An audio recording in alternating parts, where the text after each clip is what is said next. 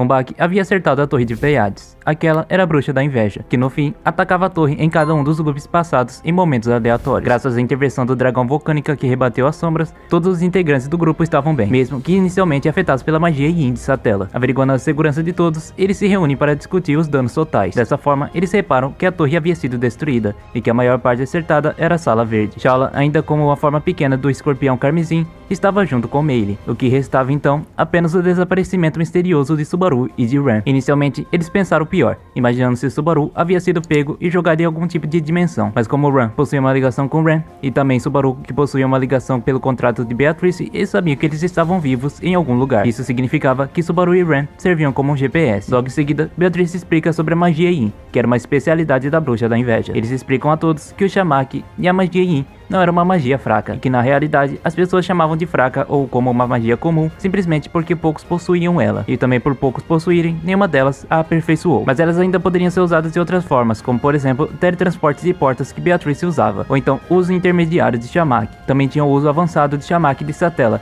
que era em um nível já absurdo. Ela explica que o Shamaki desprendia a consciência do corpo da pessoa, mas a magia de Satella poderia despedaçar qualquer coisa. Com isso, Beatrice termina dizendo que sentiu a localidade de Subaru, e Ran também afirma sobre a localidade de Ran, e eles estavam a uma região ao sul, o que indicava que eles estavam perto do território volatiano. Julius então comenta que não há como ajudá-los naquele território, já que Volatia e Lugnica tinham um tratado de paz e eles não poderiam intervir um no outro. Ele explica que isso se baseava durante a seleção real e que não permitiria nenhuma passagem de acordo com o contrato que eles fizeram com Vincent em Volatia. Ran afirma que Lois também estava junto com Subaru e Ran quando eles desapareceram. Dessa forma, a única coisa que eles poderiam fazer é voltar para Priestella e depois levar como prisioneiro Roy Alphard e contar apenas com o esforço de Subaru. Eles contavam que ele conseguiria proteger Ran. Dessa forma, temos a visão do Subaru. Ele estava sentado no campo florido, abraçado com Ran, que estava aos poucos recuperando sua consciência. E ao perceber que ela iria dizer algo, de repente ela pula em cima dele e o obriga a dizer quem ele era e quais eram as intenções de Subaru, além também dela se perguntar quem era ela.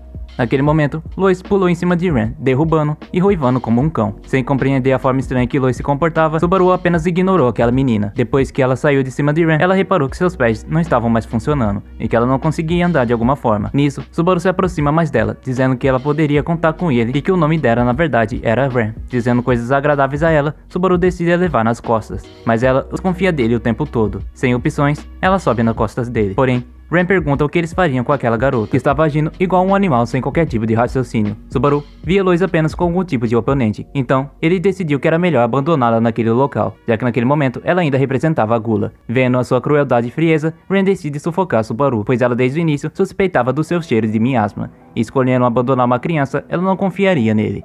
Ao perder sua consciência, Subaru acorda algum tempo depois. Como ela não conseguia andar, Subaru imaginou que ela se arrastou junto com o Lois para fugir dele. Correndo pela floresta que o cercava, Subaru saiu freneticamente gritando pelo nome de Ran. Até que em um momento, uma flecha atinge seu ombro, de tal forma que ele sai voando para trás e acabará por ficar preso com seu corpo conectado a uma árvore. Perdendo a sua consciência aos poucos e sangrando, ele decide pelo menos chamar o nome de Ran até a sua morte.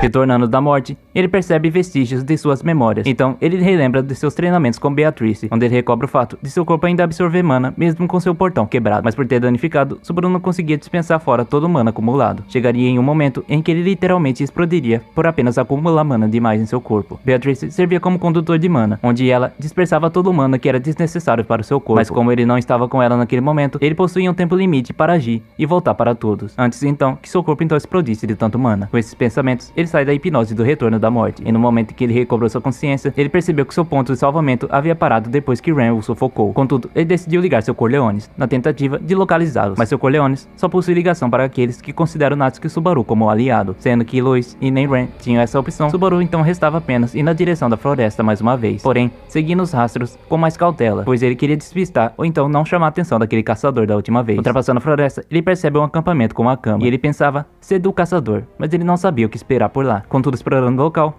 ele viu que aquilo estava todo vazio, então decidiu vasculhar em busca de uma faca ou qualquer coisa que o ajudasse na sua procura. Com certeza uma faca naquele momento seria bem melhor do que seu chicote, principalmente dentro de uma floresta. E naquele mesmo instante, alguém chega por trás dele e coloca uma faca no seu pescoço. Interrogando Subaru, o homem pergunta como ele chegou até lá, e aos poucos, Subaru começa a demonstrar que não fazia nenhum tipo de ideia sobre o que estava acontecendo. Aquele homem desconfia se Subaru iria matá-lo, mas então ele olha para suas roupas e percebe que Subaru não era dali. Contudo, ele não vê como inimigo. Subaru se virando para trás devagar, vê um homem com corpo esguio e com roupas elegantes. Porém, ele estava com trapos cobrindo seu rosto, de maneira que não dava pra ver sua feição. Ao conversar com ele, Subaru pergunta como ele apareceu do nada, e aqui ele revelou que ele estava usando uma habilidade chamada ocultação, que literalmente o deixava invisível. Mas assim que alguém soubesse de sua presença, ele voltara ao normal. Ouvindo aquilo, Subaru se prontifica a perguntar se uma garota de cabelos azuis havia passado por aquele local. Desse modo, ele avisa que daquele lado ele não viu ninguém além de Subaru, mas ele revela que estava sendo perseguido por alguém que o queria matá-lo. Desse modo, o homem decide ajudar Subaru na sua situação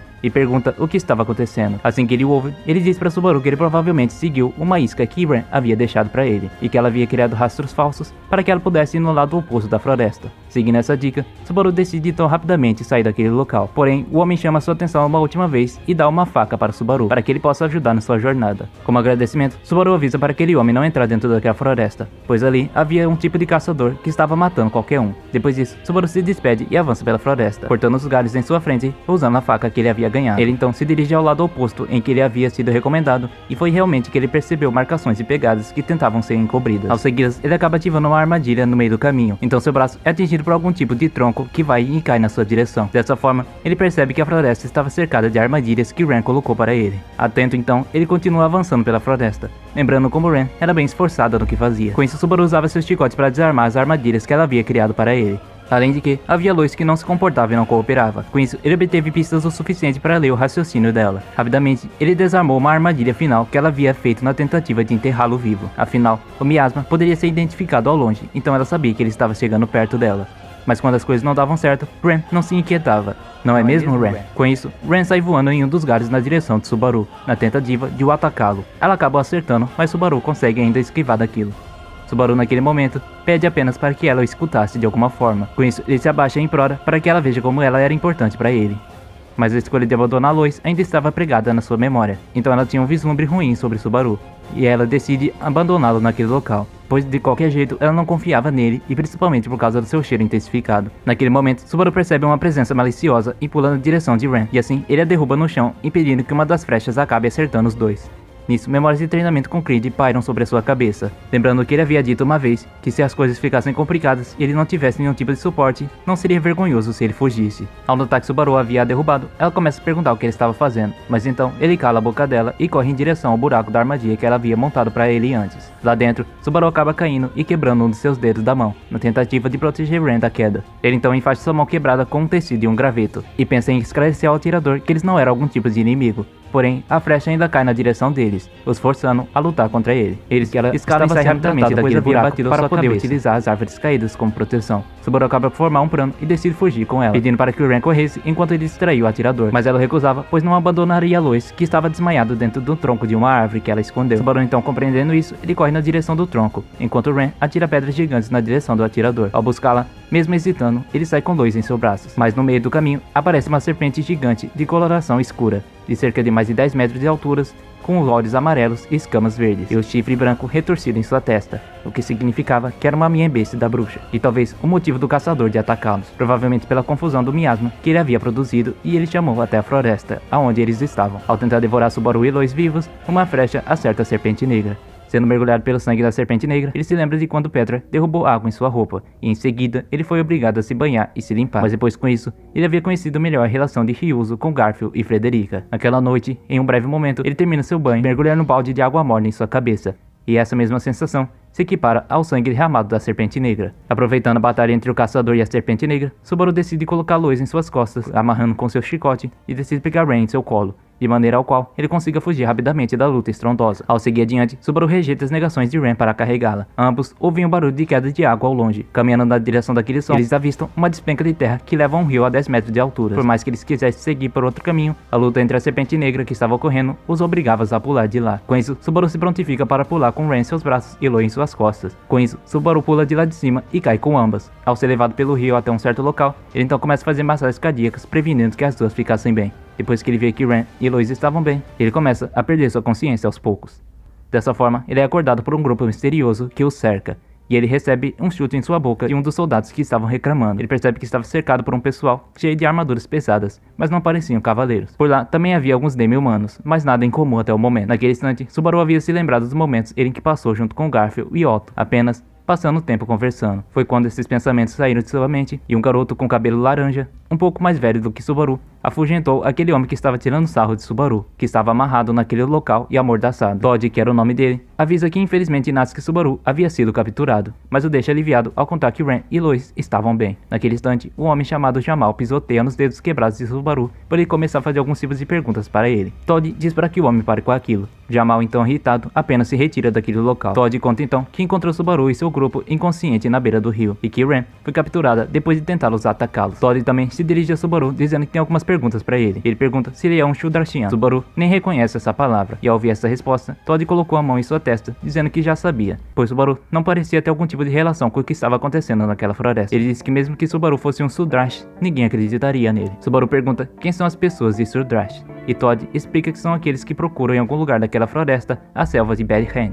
Mas aquele grupo de exército que se formaram naquele local era opositor àqueles. Ao continuar, Subaru nota uma bandeira azul com um desenho de lobo. Isso significava que ele estava na fronteira do Império Volatiano. Todd repara na faca que Subaru carregava, pois ele tinha o semblante de um lobo do Império Volatiano. Subaru mente sobre a origem, dizendo que era uma herança de sua família, pois o Império Volatia era inimigo do reino de Lugnica, e portanto, Subaru não poderia correr riscos. Ele se impressiona, alegando que era uma herança direta do Imperador. Dessa forma, Todd vê Subaru como alguém nobre e logo o leva para onde Ren estava. Subaru, todo animado ao ver Ren, acaba por tropeçar e bater sua cara na cela por tanta exaltação. Ren pergunta se ele estava bem e Subaru se indaga, perguntando se ela estava preocupada com ele, e no mesmo instante, ela apenas o nega. Vendo a segurança de Ren, ele decidiu então se acalmar. Então, ele perguntou onde estava Lois. Todd então responde, dizendo que ela estava em uma das tendas, com a bandeira vermelha estancada. Dessa forma, Subaru vai até a tenda preocupado se Lois havia batido a sua cabeça e de alguma forma recobrado suas memórias. Ao chegar lá, ela apenas pula nele e começa a brincar como uma criança. Vendo que ela ainda era a mesma, só que um pouco estranha, ele começou a se aliviar também. Ele pergunta para Todd se ele poderia sair de lá de alguma forma, mas Todd o nega, dizendo que eles ainda teriam que passar por alguns acampamentos, e que seria mais seguro e mais recomendável que eles aguardassem uma carruagem de mantimento. Todd explica para Subaru que ele poderia ficar por lá esse tempo, mas se ele quisesse comer, ele teria que trabalhar também. E assim que ela fosse embora, eles fossem juntos.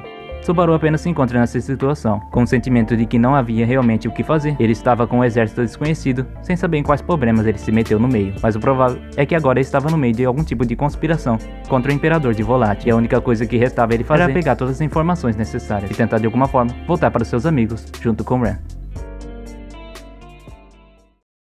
Bom pessoal, o vídeo vai ficando por aqui. Basicamente foi o resumo do capítulo 1 até o capítulo 6. Nas próximas semanas trarei mais resumos para o canal.